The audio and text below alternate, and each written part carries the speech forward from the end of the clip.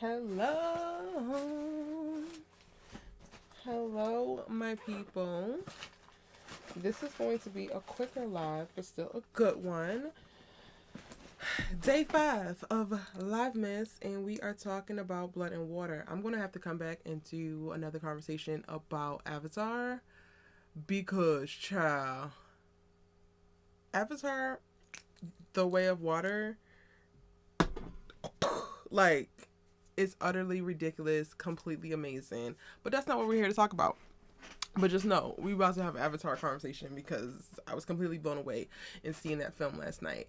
Hey y'all, welcome in to day 5 of Live Miss right here on Airbnb TV, where I'm going live every single day. If you need a reminder, let me go ahead and give you one real quick before we jump into this deep dive conversation about Blood and Water. And I will be talking about all 3 seasons. So if you have not seen season 3, which premiered last month on Netflix, then you might want to tune out, even though I'm going to go season by season.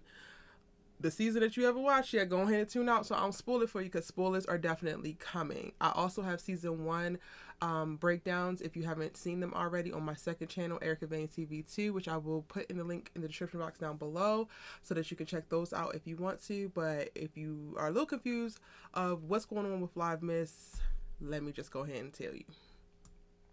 Happy holidays and welcome to the 12 days of Live Miss right here on Erica Vane TV, as well as on Erica Vane TV 2. Be sure to subscribe to both channels. First up, we are talking about All American, get into the D-ness of it all, and then we're heading over to Sisters, catching up before they go on their mid-season hiatus. And then I'm finally doing it, having the Black Panther Wakanda Forever conversation, before heading back down to the Valley to talk about one of my favorite shows of 2022, P-Valley. Netflix's Blood and Water and Amazon Prime's Riches are both new to me, but I am utterly obsessed, so we are talking about them back to back before we head over to the Power universe and catch up on all things Power, before talking about Bel-Air prepping for season 2. The Shy is last, but certainly not least, before we talk about the top films, television, and everything from 2020. Okay, so we are talking about a lot, doing a lot here. If you didn't know, I have a second channel, Erica Vane TV 2, which is live now, and tons of content is being uploaded there. So you're not going to want to miss it. If you love your good sis, you love the things that I like to talk about, how I talk about things and all of that. Erica Vane TV 2 is a little bit more informal, but it's still just as good. So y'all should check that out. And that's the rundown for what you can expect for the 12 days of Live Miss. But without further ado, we're going to talk about Blood and Water. First things first, episode 1, season 1, I was not feeling it. We fall into this story where we pick up with our main protagonist, Pelin, and her family is celebrating the 17th birthday of a missing child.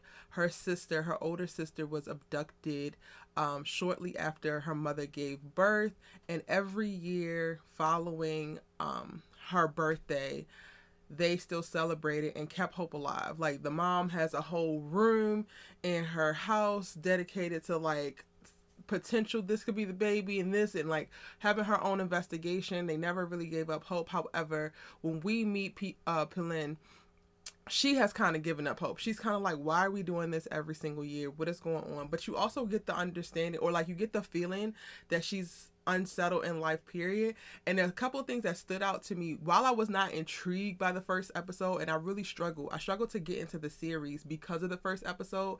It was so much exposition and not full enough context for me, so I just didn't buy into the story very quickly. Now, episode 2 is when I was like, oh, okay, we actually got something here, and I'm into it. And I really pushed through episode 1 because so many of y'all were like, Erica, you need to watch Blood and Water, you need to watch Blood and Water. But be clear, like, I really tried to watch Blood and Water 4 times before I actually like forced myself to sit there. And every single time when I was on the first episode, I was just like, all right, I am not interested in what's going on. This little girl is like, woe is me.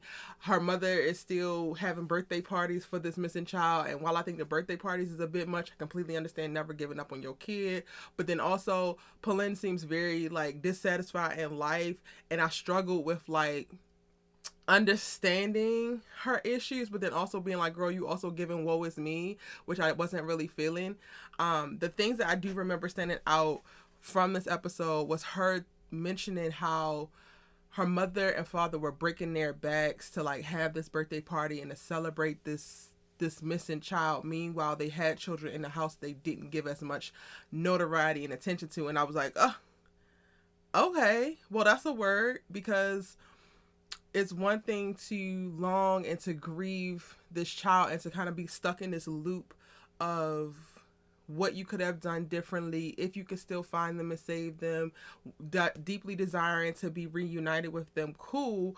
But then are you allowing this grief, this residual loop, all of what you have going on in your head about this one kid to stop you from fully loving, fully experiencing, fully being present for the other ones? So that was the one thing that was like kind of interesting, but it wasn't enough to make me like, all right, I'm in it with this series. Now, when Pauline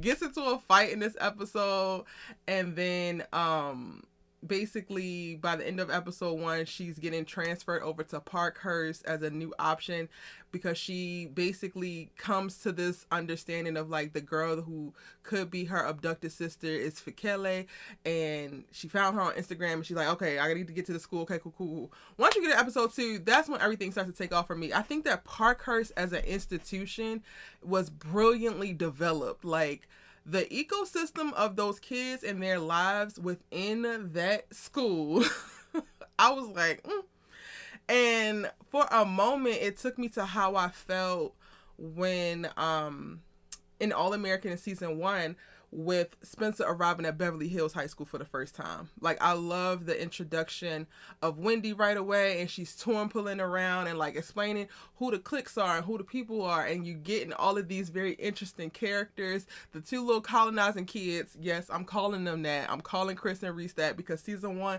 I am on their heads. Season 1, they're completely unlikable, they're completely entitled, they're completely ridiculous, and I was just like, I don't understand how this is happening in Africa. Like, I really don't understand. Like, do y'all not know y'all at? But I'm gonna come back to that. The setup for Parkhurst and like each of the characters in these kids was just brilliantly done. From KB being this little like loner rich kid with a little vibe, and he's trying to be a rapper, and he's a bad guy with a good heart, but like not really.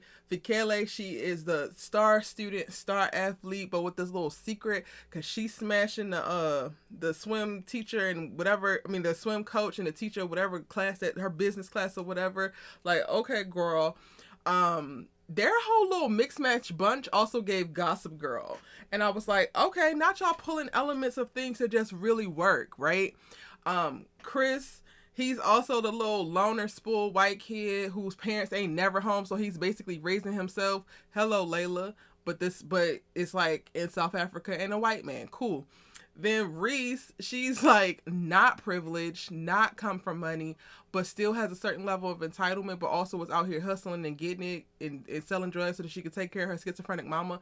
Sign me up. I was just like, okay, now we have some things that you can really like get into and experience. And for us to go through, the seasons are very short, so what I'm learning in reference to like British series as well as some of these South African dramas or African dramas is that their seasons are a lot shorter than ours. So we are getting 6 episode seasons, 7 episode seasons, and within season 1 it's really just about one, beating all the players in the game. In the game, I mean Blood and Water as a show, and starting the investigation for Pauline. And then also, I think as I'm like unpacking it and like really thinking about this series, I am starting to also think about how much of the investigation exposed Pauline to herself. Like, while she's seeking this truth about her missing sister and ultimately is right about so much, I think that she didn't really know herself before she embarked on this journey. And she's like hit with so many kind of like traumatic moments that force her to, one, make a decision that she has to make, and then 2, learn something about herself that she didn't know before. Like, watching her and Fikele go through season 1 and just like at each other's necks. Like, Pauline is the one who reveals that Fikele is sleeping with the damn swim coach.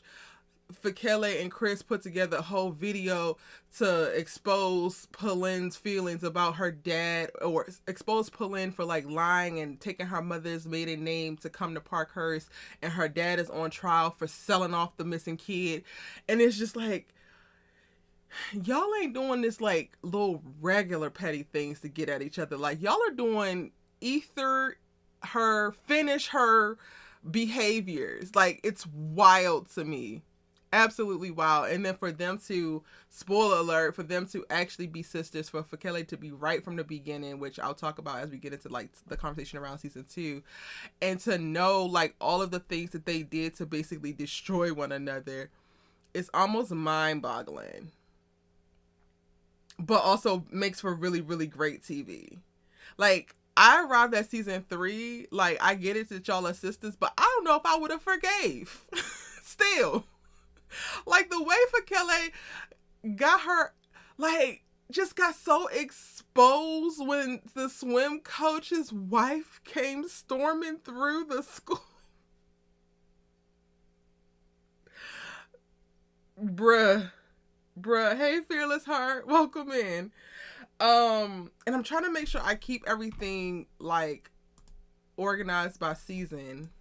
Because, child, I'll go on a damn tangent. And a lot of the stuff is running together for me. I really just rewatched the season 3 finale like an hour ago because I'm finishing my season 3 videos.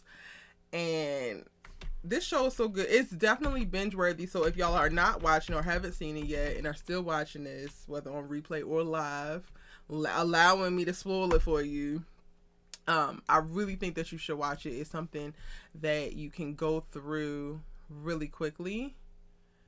Hold on one second, y'all. I want to make sure I get everything from season 1 before I move on to season 2.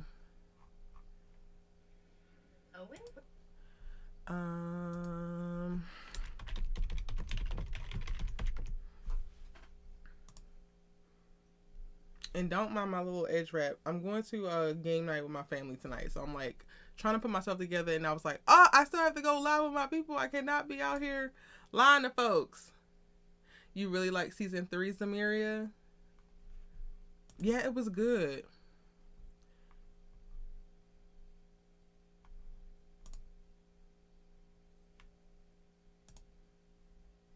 Yes, everything up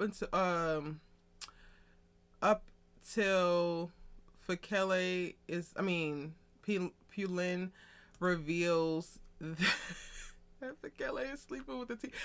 When she sent that voice note, I was like, girl, what are you thinking? Because I get it. We don't like her right now, but I don't know if we don't like her this much. I don't know if we're this mad. Like, you literally just was like, yeah, Wendy, and Fakele is, girl, and then you send it as a voice note and then tried to confront Wendy after the fact. Like, I was just mad. She apologized. Don't say it. Knowing that Wendy is Wendy, and you sent it as a voice note, so you couldn't even lie and say, oh, I didn't say that. Like, so much of season 1, I was like, Pauline, you are motivated by the best things, honey. You have the best intentions in the world. However, I'm gonna need you to go to like Carmen Sandiego school or Dora the Explorer school or whatever little investigator school, because the way that she went about following up on leads, investigating different things, and getting caught and getting like exposed at pretty much every turn, it was so stressful in season 1 to watch. Because I'm like, girl, are you, like, I get that you need to know this information, but are you even trying to hide it, honey? The season was good. The mom is crazy. Okay, I don't know if this is an unpopular opinion or not, but the parents are the villains. The parents are the true villains of this whole series. And not just the ones who are handling the human trafficking, okay? Pretty much all the parents are the villains, in my opinion, except for the principal. Every other parent, oh, and the daddy. No, because he was gonna take that money. He was gonna take, like, he decided at the very end. Okay, we're gonna go into season 2 now, y'all, because at this point I'm on a tangent. the daddy, he also can go ahead and be on the villain list as well. Because come to find out, y'all, the parents are the villains. Can't nobody tell me anything otherwise. Pauline's daddy was so distraught about Pauline's mama basically cheating on him and getting pregnant that he is the one who organized to sell the baby when it got there. Basically. Not give it up for adoption, but literally sell it. And then at the very last moment, he decides that he don't want to do it anymore, but stuff was already in motion. Things were already en route. So technically, a lot of this is his damn fault, because Pume was not just taken or targeted as a random, kid being abducted. Mind you, it's not okay to abduct any kid from any hospital or to take any person. Be clear. But you already put this in these people's minds. You told these people that they know exactly how far along your wife is, where she's having this baby, like everything that they need to know to be able to take this kid. So it is 100% your fault. I mean, it's their fault, but then also, sir, like, you literally set your family up for it just because you could not figure out how to unpack your trauma around infidelity, but also within a relationship that you wasn't doing the work at the time. So, like, y'all was in a horrible place. Like, basically, the parents are the villains because they couldn't deal with none of them. None of them can deal with their and I don't have any sympathy for them for it. I don't have no sympathy aside from, like, okay, your child was taken. I have sympathy for that. But Pauline's mama, girl, I'm on your head too, because what was you thinking? The whole entire time, what do you be thinking? All the way up until season 3, I'm like, girl, what are you thinking? The moment they found out, okay, I'm not going to jump into season 3 real quick, too fast, because I got some thoughts about that. But yes, this is all their fault. 110%. Now, there is an entire syndicate of human trafficking. There are girls who are being courted and offer modeling opportunities as a front, only for it to then actually be a situation where they are basically sold into sex trafficking and human trafficking things, which is completely trash. The fact that it's KB's mama who is leading this, and I was wondering from season 1, I was like, where is KB's mama? Like, is this actually KB daddy? Because once we started to put 2 and 2 together, and Fikele's mama started acting crazy, when they come up to the school, because Fikele and Pauline are going at it and they got to deal with it, and then the parents wind up seeing the video, and then the mama starts getting all hot and uncomfortable because Pauline starts to speak about, missing kid and this and that. She starts to be like putting 2 and 2 together, because at the end of the day, the mama know that she did not birth Fikele, and she lied through her damn teeth, and Pauline is getting closer and closer and closer to the truth as she gets closer and closer and closer to Fikele. I was just like,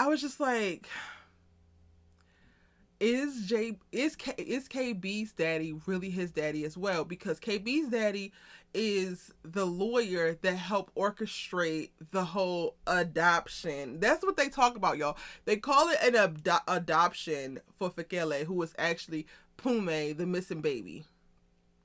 But it's not an adoption because money was exchanged and kidnapping it happened. It was actually not an adoption.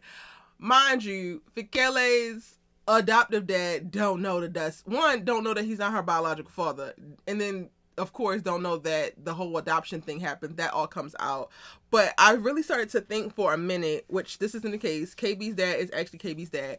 I was like, is KB's dad not actually really KB's dad as well? Like, are they literally just plucking kids out of hospitals and this and that, and this is the business that they in, but because, this their business, they decide to take 1 or 2 for themselves?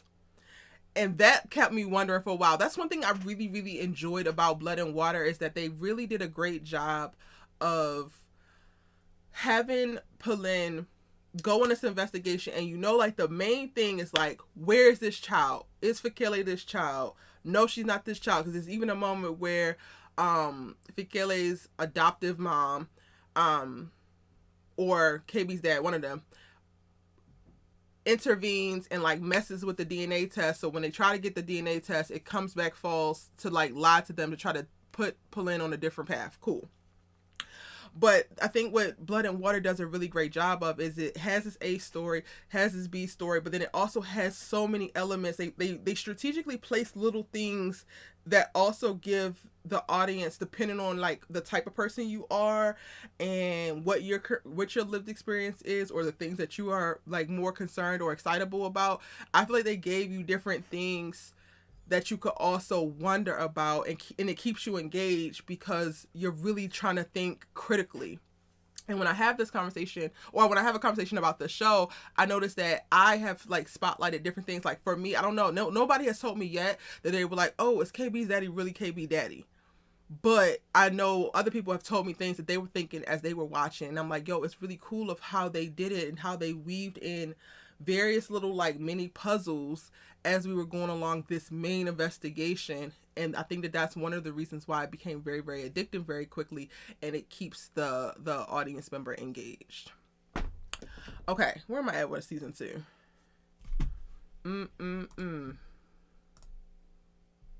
What was y'all's favorite season? If you're watching live right now, what is your favorite season? And if you're watching on replay, drop it in the comments. What is your favorite season? Or actually, what's your favorite episode?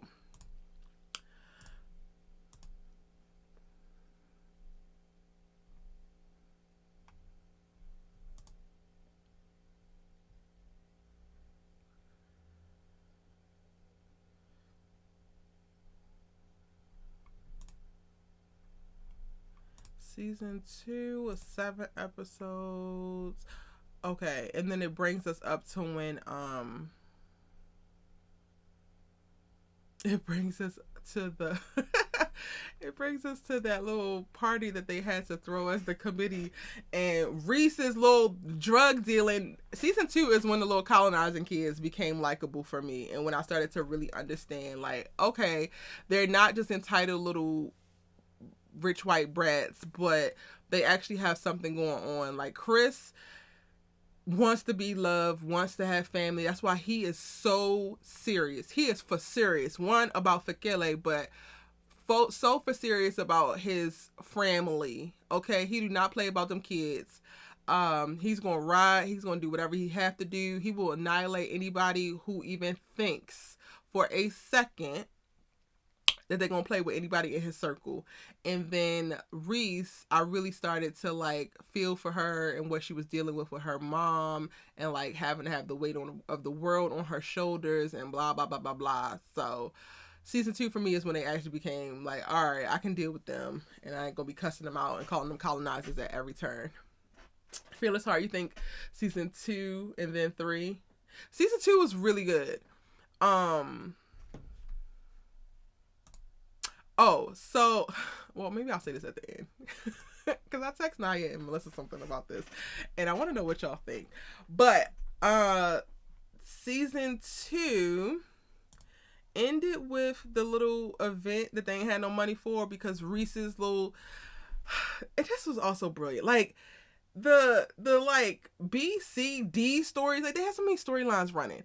Reese's storyline of like selling drugs, thinking that she had hit the jackpot when the teacher comes and tries to shake her down and wants to be included in the whole operations, and he gonna help clean up money, but you gonna have to pay him $15,000 a month or something like that to keep the operation going at this school. And she's like, okay, cool. And then she wants to wash the money in the school fund that is being ran by this committee, which Wendy and Chris are leading up, and that's going to put on a like annual gala at the end of the year. And then the teacher empties the account and runs away with the money and quits the school.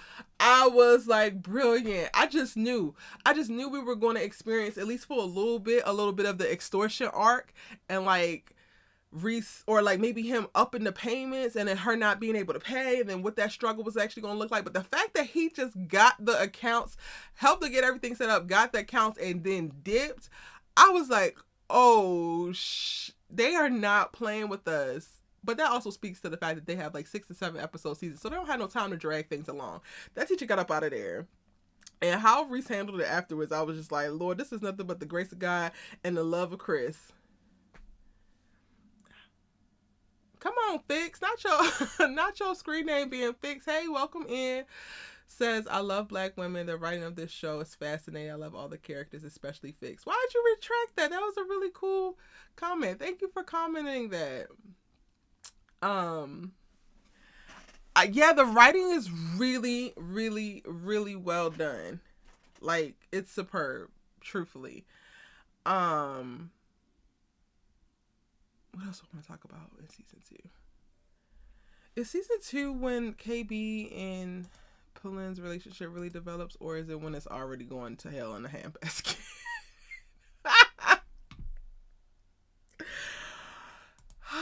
If you're gonna love triangle me like they did KB, Pauline, and Wade, babes, because it was given.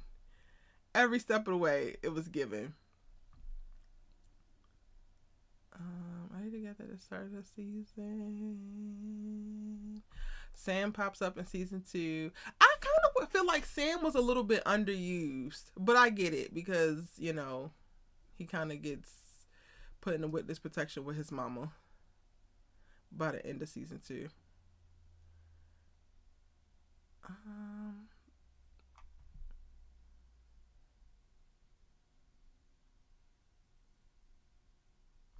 Oh, Zama also from episode 1, y'all. I did not like Zama. I felt like she was a fair weather friend. And it really pissed me off how at the very start of the series, she was avoiding Pauline and ignoring her, but they're still running around with Chris and bumping uglies with him and taking whatever happened at that party so personally. Like, I felt like it wasn't even that big of a deal. I think she left with Wade and she had an attitude about it. It's like, girl, this girl's going through hella stuff and you running around here just trying to be cute with attitude. Zamiria says, I didn't like Wade and Pauline together. They are better as friends. I don't know how I feel about that just yet. Honestly. Because I get it. Part of me wants to say that, but then also, like, the way that boy loves her. And personally, from what we got to see, let me go ahead and change the graphic, child, because clearly we are in a season 3. The biggest part of the issues with them wasn't actually like how they gel together or like the dating or anything. I didn't start to see too much contention until we started to see them approaching the idea of having sex with one another. And while I think it's something to be said of like Wade not being ready and Pauline already experiencing that with KB and it being what it was, I feel like it's like I can't say that they shouldn't be together at all or ever. How about that? Maybe right now, I agree. They should stay just friends. But I could see a future with them when they arrive at the same place mentally in reference to sexual things. Because aside from that, what else do y'all feel like were the issues in reference to like problems that they could not that were created from their romance? I mean, Wade's insecurities around KB, but then KB also had insecurities about Wade. Like, those just felt very natural. I really felt like there was no issues for them romantically except for sex, which is cool. I get pumping the brakes, but in season 3, like at the very end when we see Wade say that we're not good for each other, I was just like, huh? I don't know if I agree with that. Maybe College. Fearless Heart, you agree? Zamiria, could you explain why you feel like they're better off as friends? I would love to hear your thoughts about that.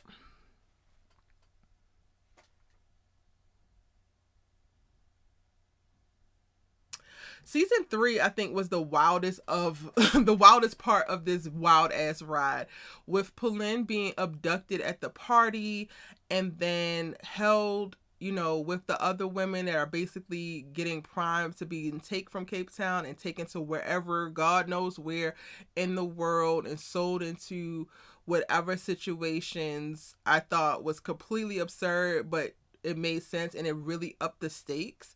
And then everybody really rallying to like get her back. I thought the journey of KB to really get to the point of understanding who his parents are and what they're capable of was a very beautiful story to tell. I was frustrated with him in reference to like, no, not my parents, and let it go, and him having issues with Pauline, but I feel like a lot of that was derived from him wanting to still be with her, and then her wanting to be with Wade, and then of course him wanting to believe the best about his parents. I think that he did the best that he could in various moments leading up to her shooting for Kelly.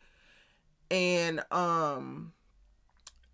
the guy shooting his dad, like I feel like he was doing everything that he could to support his parents and to not jump off the edge with them, but then also to still follow up and ask questions, which I thought was really dope.